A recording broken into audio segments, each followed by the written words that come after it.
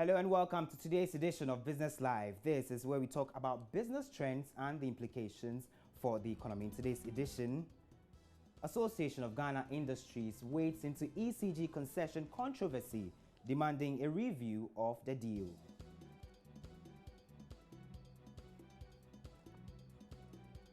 And civil society platform for oil and gas demands audits on oil-funded projects.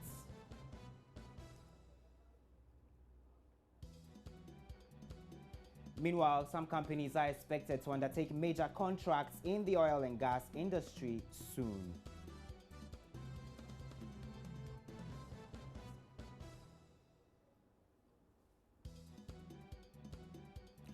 We will be back with more stories. Stay on.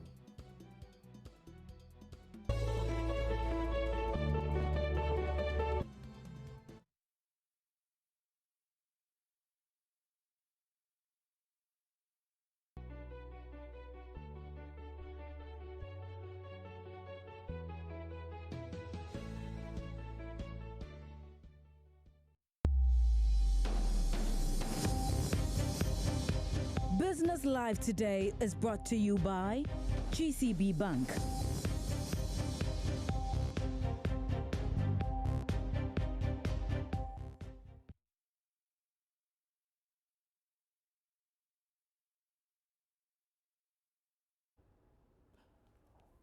You can stay interactive with us on Twitter at JoyBusinessGH and on Facebook, Joy Business. For more, you can also go to myjoyonline.com/business. I am Komladu. To the details now.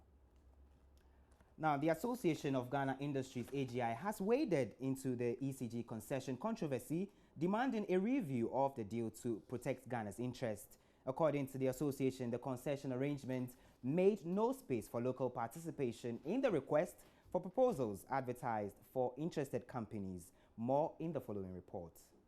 A group known as the Coalition Against the Concession of ECG has filed an interlocutory injunction against government's plan to allow a private company manage the power company. AGI President James Asariaje also says government needs to come again with a move. Arrangement to have private sector participation in ECG. Participants identified the lack of clear local content requirements in the request for proposal, the RFP, that has been issued to the companies bidding for the concession in the ECG. Now, AGI considers this as worrying and therefore requests government, MIDA, and other stakeholders to resist the issue without delay. Sorry, it's not resist. We are not asking them to resist, but we are asking them to revisit so that we can look clearly at what needs to be done in the entire process. Indeed, AGI will soon organize a special stakeholder discussion on this to get to the bottom of these issues. The AGI president was speaking at the 56th annual general meeting of the Association of Ghana Industries, AGI, in Kumasi. In his address at the ceremony, Finance Minister Setekbe also made a case for private businesses to join hands with government in growing the Export-Import-Exim Bank to the benefit of the economy. First of all, I do not wish that AGI, Chamber of Commerce and the rest become mere advocates for the establishment of EXIM. We want ownership. And why do we want ownership? Let's come home. Cocoa Board. Why does Cocoa Board secure $2 billion, $1.8 billion, we are talking dollars, to finance the cocoa farmer? And they do it successively every year and successfully too. Because Cocoa Board borrows at one of the best rates ever. Globally, I'm not talking about. They borrow better than. The solution is simple. When Cocoa Board sells the crop, the first payment is to service the debt which they borrowed through an escrow. So as they sell, they pay the money into the escrow. And so the bankers since 1994 have never feared, that Cocoa Board will pay them. That's a discipline. The Export-Import-Exim Bank is a quasi-government institution which began operations some months ago. It is to provide low-cost financing to export companies and also supports the importation of raw materials for local manufacturing. To some more stories, the civil society platform for oil and gas is demanding the Auditor General's Department conducts an audit on projects funded with oil revenues. This, according to the group, is critical to ensure the country derives maximum value for money in these initiatives. More in the Business Desk report. Government, in its annual budget, allocates substantial amounts of oil revenue for projects across various sectors. Chairman of the Civil Society Platform for Oil and Gas, Dr. Steve Mantel, however, says the status of a number of the projects leaves much to be desired. The primary underlying factor has to do with the issue of poor monitoring, poor supervision in the execution of oil-funded projects. As I highlighted in my presentation, some side visits undertaken by the Public Interest and Accountability Committee this year has revealed that some of the projects funded with the oil money in actual fact do not exist, even though monies have been expended.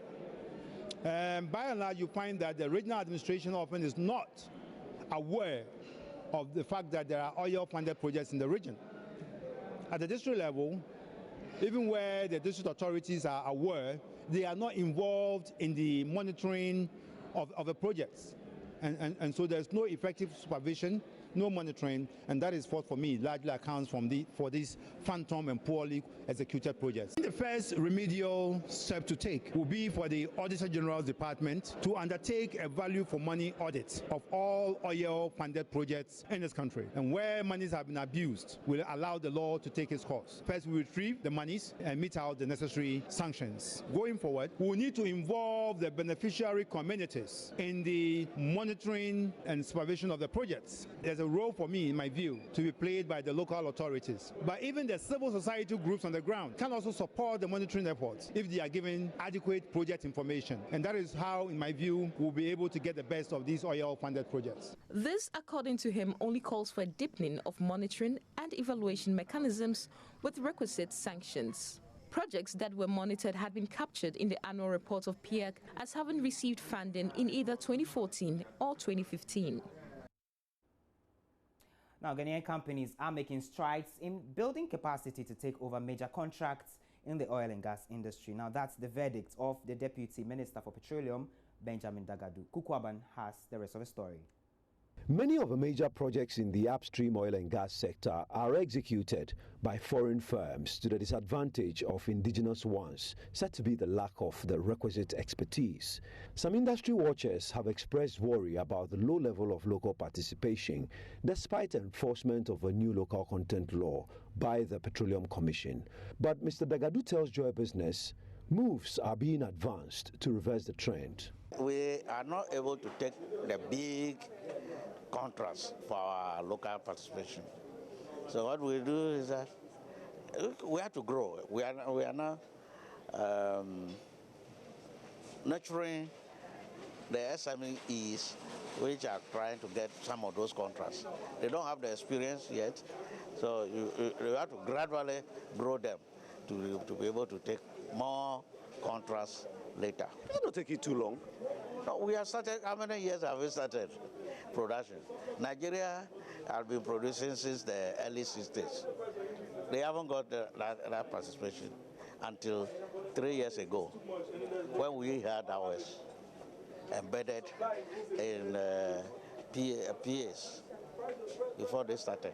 Legal counsel at the Africa Legal Support Facility in Chimunya in Dulu says building the capacity of local firms is the only means through which Ghana could derive the maximum benefits from the oil and gas resources. There's still a capacity gap when it comes to negotiating a lot of these transactions, and you're faced by companies that come with the best lawyers, the best accountants, and it's really important, given the longevity of a lot of these deals and the potential for resources for the country that can be obtained from these transactions.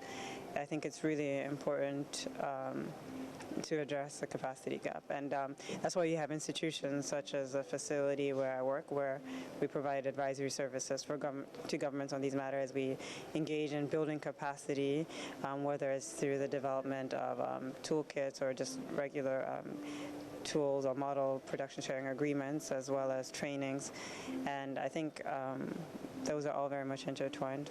The local content law is aimed at maximizing value addition and job creation in the petroleum sector through the use of local expertise, goods and services, and that the law Indigenous Ghanaian companies are to be given first preference in the granting of petroleum agreements and licenses, among other privileges. Now, government is prevailing on businesses to take advantage of outsourcing opportunities provided by the newly launched Accra Digital Center in their operations. President Mahama officially opened the facility yesterday as part of government's infrastructure projects. There's more in the following report.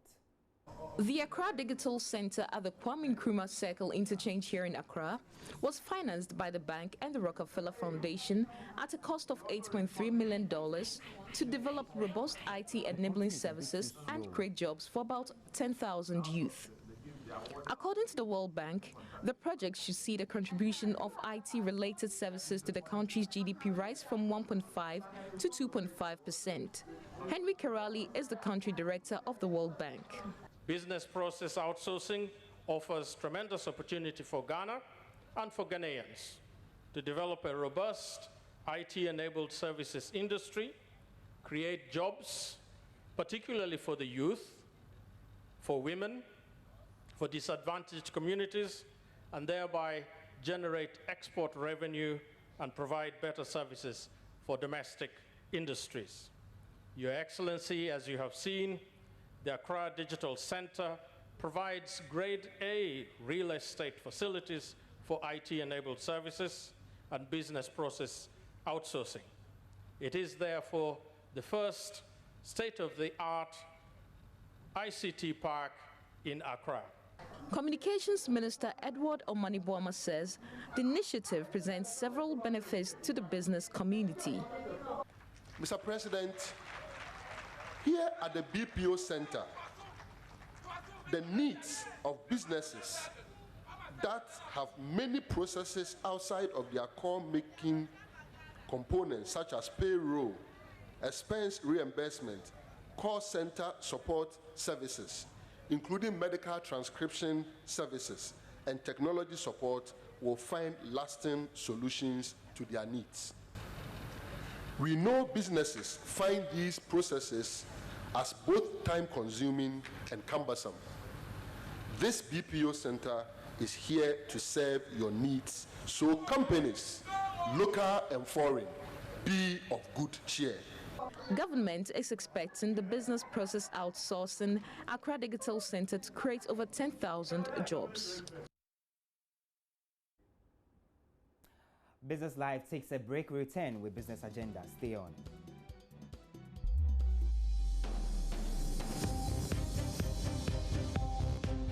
Business Live today was brought to you by GCB Bank.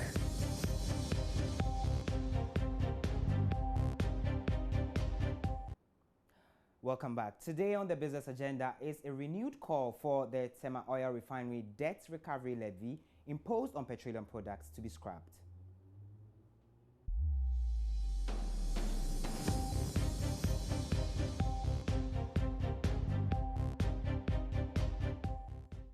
It's Thursday once again. You're welcome to the Business Agenda. It is powered by Joy Business. Today's edition through the spotlights on the energy sector, where the Africa Center for Energy Policy, ACEP, is making a fresh case for the toll debt recovery levy to be struck off the pack of levies imposed on petroleum products. According to the Deputy Director of the Center, that's Ben Boache, the calculations done by the Center indicates that the debt should have been cleared by now.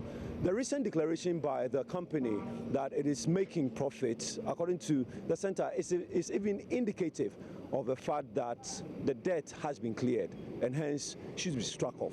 Yes, I think we are told that TOR has started making profit, which is good news. If that is the case, I mean, the question that any ordinary person will ask is, why are we still paying TOR debt recovery levy? The analysis we did last year even showed that we had totally paid as citizens for the debt. So then somebody has to account to us why we're still paying the toll debt recovery levy. If they are in position to now pay their debt, because once you're making profit, you should be able to use a margin of your profit to pay your existing debt. And I think that is what government should do. Once you have a profitable business, the business should be able to pay its own debt so that the burden on consumers can also be lessened. So, what reaction to this call? Well, the Deputy Chairman of the Public Interest and Accountability Committee, PIAC, Kwame Jantua, agrees the levy should be struck off a pack of levies. According to him, government has the responsibility to disclose the state of the debt to the Ghanaian public, especially the consumer. If the debt has been cleared, what has happened to that money that has been paid in after the debt has been cleared? We heard recently that TOR has started making profit. So the obvious thing would be, if they started making profit, then the TOR debt should be stopped. If the debt is still there, where is the debt now? How much will they need to top up to be able to finish paying the debt if they're using the profit that they have? And what percentage of profit will they use to pay the debt? The debt has gone on for some time. And it seems to be that there are some recurrent debts that come every time that they produce. So should be able to tell Ghanaians. I believe that government should be able to give a clear analysis of how much money has come in so far since the TOR debt instituted, how much of the debt has been paid, and when is it likely that the debt will be retired, because it was brought in for a specific reason to handle a specific issue, and if that specific issue is over, then yes, the debt has to be retired. Kwame Jantua is the Deputy Chairman of the Public Interest and Accountability Committee, PIAC. Do make a date with us next week for another edition of the Business Agenda. It is powered by Joy Business.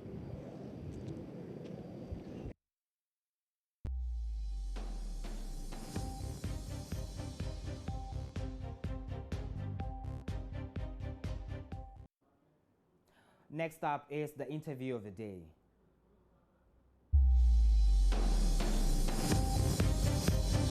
Our interview of the day today is with the Director of Technical Regulations at the Energy Commission, Dr. Ni Daku Asante, who is making a case for industries to invest in renewable energy as a means of reducing their operational costs. As you know, PRC has gazetted feed-in tariffs. Now, these give an indication of what the price or the cost of each of these renewable technologies is.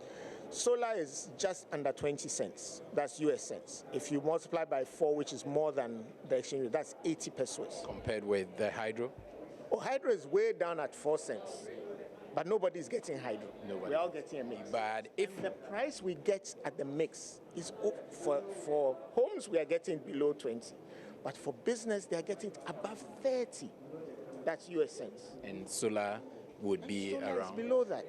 I said 20 cents, indicative price as defined by PRC. So what I'm saying is that you can buy power from ECG. If you are a large consumer, you are paying over 30 cents, possibly over 40 US cents today, now. Which can be either an individual or business? Business. Individual at home, you pay much less. Okay. But business, if you are consuming a lot and you are above 600 units per month, you are paying over around 40 US cents today. And if somebody is offering you solar at 20 US cents, it sounds like it's too good. The only problem is that you have to commit to pay that for about 20 years. That's when people get a little worried. You have to pay the bulk? Commit to pay that for 20 years. Okay. Because this person is investing and bringing this thing there. He wants to be sure that he'll get his money back. So the commitment is where the challenge is sometimes. You don't necessarily need to do forward payments? No, it's just sign that you pay. Okay. Like how you buy a car and you pay over time. Okay. It's that agreement. And that is what I think scares people, because when you're a consumer in your house, you don't guarantee that when you are tired, you can just move. But with this one, you are signing a commitment for a long time. And that is, I think, where the challenge comes in. Who knows where they'll be 20 years from now? Yeah. And they are not used to making such long commitments. So that's part of the sort of the uncertainty that they have to overcome.